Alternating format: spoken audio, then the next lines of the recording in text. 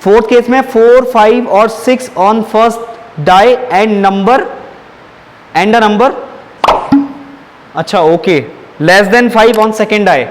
बहुत ही सही क्वेश्चन बना दिए कि आपको फर्स्ट डाई पे 4 मिले, 5 मिले या 6 मिले चलेगा, और जो दूसरा वाला आपने दूसरी बार जब डाई को फेंका है तो उसमें 5 से छोटा नंबर मिले, तो ये आप टोटल केस काउंट करेंगे। जैसे मैं आपको बता दूं कि किस टाइप से काउंट कर सकते हैं।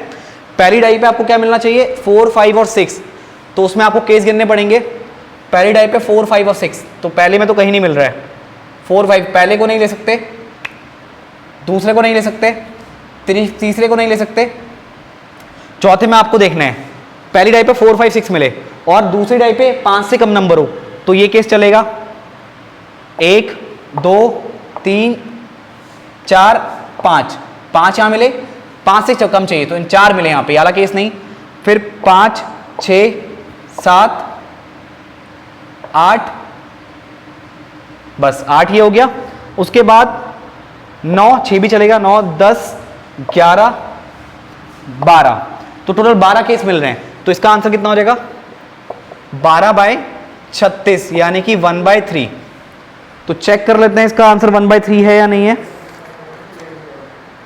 जी correct, 1/3 is correct answer. Next वाले पार्ट की बात करते हैं अब मैं थोड़ा इसको इरेज कर देता हूं कि हमने 4 पार्ट कर लिए हैं, इनको आपने नोट भी कर लिया होगा, ठीक है। अब फिफ्थ वाला पार्ट देखते हैं। तो फिफ्थ वाले पार्ट में आपसे पूछा गया है an odd number on first die and a multiple of 3 on second die, ठीक हो गया। तो पहले वाले केस में आपका एक ऑड नंबर, तो हल्का सा मैं इसको इरेज कर लेता हूं।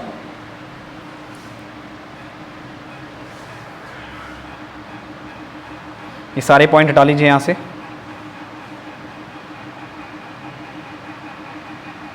ठीक हो गया। अब देखिए इस वाले में बताना है आपको an odd number on first die and a multiple of 3 on second die. An odd number on first die पे ऑड नंबर, तो आपको क्या मिल रहा है, 1, 2, नहीं सॉरी, अब सेकेंड डाई पे 3 का मल्टीपल तो चाहिए आपको, ठीक हो गया। तो पहले वाले में आपको मिल रहा है कि ये 1 और ये 2, ठीक। अगले में देखिए, इसमें तो कहीं भी पहले डाई पे ऑड नंबर नहीं मिलेगा। इसमें देखते हैं 1, 2, 3 ये मिला और यहां पे मिला 4, इसमें नहीं मिलेगा, इसमें आइए 4, 5, सेकंड पे 3 का मल्टीपल और ये 6, बस इसके अलावा कोई नहीं मिलेगा। तो 6/36 यानी कि 1/6 आपका आंसर आएगा फिफ्थ वाले पोर्शन का। चेक कर लेते हैं, जी बिल्कुल ठीक है। अगला है आपका question, an odd number on one die and a multiple of 3 on the other die. अब इसमें फ्रीडम है, इसमें आपको दिया है एन ऑड नंबर और an odd number on one die, एक डाई पे आपका ऑड नंबर होना चाहिए और एक पे मल्टीपल ऑफ 3 होना चाहिए। तो ये केस तो सारे आएंगे 6 के 6। अब इसमें एडिशनल और कौन से केसेस आते हैं वो देख लेते हैं। अगर 1, 3 है तो 3, 1 भी आएगा। मेरे हिसाब से इसमें जो आपने केस दिए हैं उनको पलट के भी केस ले लीजिए, तो कितने हो जाएंगे, टोटल 12 केस हो जाएंगे, 6 + 6 12, क्योंकि वो अब उसमें कोई रेस्ट्रिक्शन नहीं है कि आपका किसी पे भी 3 का मल्टीपल हो और किसी पे भी आपका क्या हो, एक ऑड नंबर हो, राइट। तो मेरे हिसाब से इसमें 12 केस बनने चाहिए टोटल। कौन सा केस है आपका, ये छठा, ओके। अच्छा एक चीज रुकिए, टोटल केस इसमें आपके 11 बन रहे हैं, 11 बन रहे हैं, ओके ओके ओके, 11 ही बनेंगे। क्यों, देखिए 11 ही बनेंगे केस, 12 केस नहीं बनेंगे। अब देखिए बताता हूं कि 12 केस क्यों नहीं बनेंगे। एक हमने इसमें 3,3 लिया था ना, तो 3,3 को आप पलट के लिखेंगे तो वो भी तो 3,3 आएगा, तो एक वाला केस क्या हो जाएगा, कैंसिल हो जाएगा, ठीक है। तो 12 में से एक केस माइनस कर दीजिए, टोटल 11 केस बनेंगे और कहीं पे कोई दिक्कत नहीं होगी। तो इसमें क्या हो जाएगा आपका 11/36। ये क्वेश्चन थोड़ा फंसने वाला था। क्यों फंसने वाला था, क्योंकि ये 3,3 को पलटेंगे आप तो उसमें आपको 3,3 ही मिलेगा। तो एक सही क्वेश्चन था ये, आपको समझ में आ गया होगा, ठीक है। अब इसका बी वाला पार्ट कर लेते हैं। तो ए वाला पार्ट हमने यहां पे कर लिया है, अब इसके बी वाले पार्ट की बारी है। तो मैं इसको यहां पे इरेज कर रहा हूं। अब देखो बी वाले पार्ट में क्या, 2 dice are thrown once, find the probability of getting. पहला है आपका टोटल ऑफ एटलीस्ट 11। और टोटल ऑफ एटलीस्ट 11 का मतलब ये कि कम से कम जोड़ करके 11 तो आए, कम से कम 11 है, इसका मतलब 11 से ज्यादा वाले केस भी चलेंगे बट 11 से कम वाले केस नहीं चलेंगे।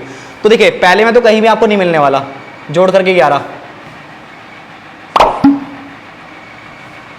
तो आपको पहला पे नहीं मिलेगा, दूसरे पे नहीं मिलेगा, तीसरे पे भी नहीं मिलेगा जोड़ के 11। अब यहां पे बात करते हैं, चौथे में भी नहीं मिलने वाला जोड़ करके 11। अब यहां पे देखते हैं 11 कहां पे मिल रहा है। एक तो आपको मिल रहा है 6 और 5 11, एक केस, ठीक है। और कहां पे मिल रहा है, उसके बाद यहां 6 4 10, 6 5 11 दूसरा केस, और एक 6 6 12 तीसरा केस, ठीक हो गया। टोटल कितने केस मिले, 3 केस मिले। टोटल केस है कितने, 36, तो 3 एकम 3 और यहां पे 12 आ जाएगा, तो 1/12 आपका क्या हो जाएगा, आंसर हो जाएगा, ठीक हो गया। तो इसका आ गया 1/12। अगला क्वेश्चन देखते हैं, a total of at least 4, a total of at least 4, a total of at least 4 का मतलब क्या हो गया कि जोड़ करके कम से कम 4 तो आए, तो जोड़ करके कम से कम 4 तो आए, इसका मतलब क्या हो गया, तो बहुत लंबा जाएगा ना। तो इसमें देखो, जिनमें जोड़ के कम से कम 4 आ रहे हैं, तो अगर मैं उसका उल्टा केस करूं जिसमें जोड़ के 4 ना आए, क्योंकि इसमें केस बहुत बनेंगे। अब ध्यान देना, हम उल्टा केस निकालते हैं, जिसमें जोड़ करके 4 नहीं मिल रहा है वो देखते हैं। इसमें जोड़ करके 4 नहीं मिल रहा है, इसमें भी जोड़ के 4 नहीं मिल रहा है, इसमें जोड़ के 4 मिल रहा है, ठीक है। और इसमें जोड़ के 4 नहीं मिलेगा, और किसमें जोड़ के 4 नहीं मिल रहा है आपका, बाकी सभी में आप देखो 3 केस हैं जिसमें आपको जोड़ करके 4 नहीं मिलेगा, 1 2 3, बाकी सारे केस में आप जोड़ेंगे तो उसमें जोड़ के एटलीस्ट 4 तो मिले, ठीक हो गया। तो एटलीस्ट 4 का मतलब कि कम से कम 4 तो होना चाहिए, और 4 से ज्यादा वाले सारे केस चलेंगे। बट यहाँ पे 3 केस ऐसे हैं जिसमें आपको जोड़ के 4 नहीं मिल रहा है, तो हम उल्टे तरीके से इसको सॉल्व करते हैं। जिसमें 4 नहीं मिल रहा है उनकी प्रोबेबिलिटी कितनी हो जाएगी, 3/36, राइट। तो एक काम करते हैं, इसको 1 में से माइनस कर लेते हैं। तो जब इसको आप 1 में से माइनस करोगे, मतलब इसका कॉम्प्लीमेंट निकालोगे, जैसे ये PA है तो PA' निकाल दो। PA' क्या हो जाएगा, जिसमें जोड़ के आपको 4 एटलीस्ट 4 तो मिल रहा है, जिसमें जोड़ के आपको एटलीस्ट 4 तो मिल रहा है, और 4 से ज्यादा वाले केस भी मिल रहे हैं। तो ये कितना आ जाएगा, 3 एकम 3 और 12 यहाँ पे, तो ये 1 - 1/12। तो इसको सॉल्व करेंगे तो 11/12 आपका आंसर आ जाएगा। तो ये आपका आंसर होना चाहिए। इसमें ये मत करना कि जिसमें 4 मिल रहा है तो उन केस को जोड़ रहे हो, 4 से ज्यादा वाले केस को जोड़ रहे हो। बहुत से मैक्सिमम नंबर्स में आपको 4 से ज्यादा ही मिलेगा। अब इसका आंसर चेक कर लेते हैं। ये आपका पोर्शन है सेकंड वाला, करेक्ट। तो आपका आंसर क्या आ जाएगा, 11/12 इज राइट। नेक्स्ट वाले पोर्शन की बात कर लेते हैं।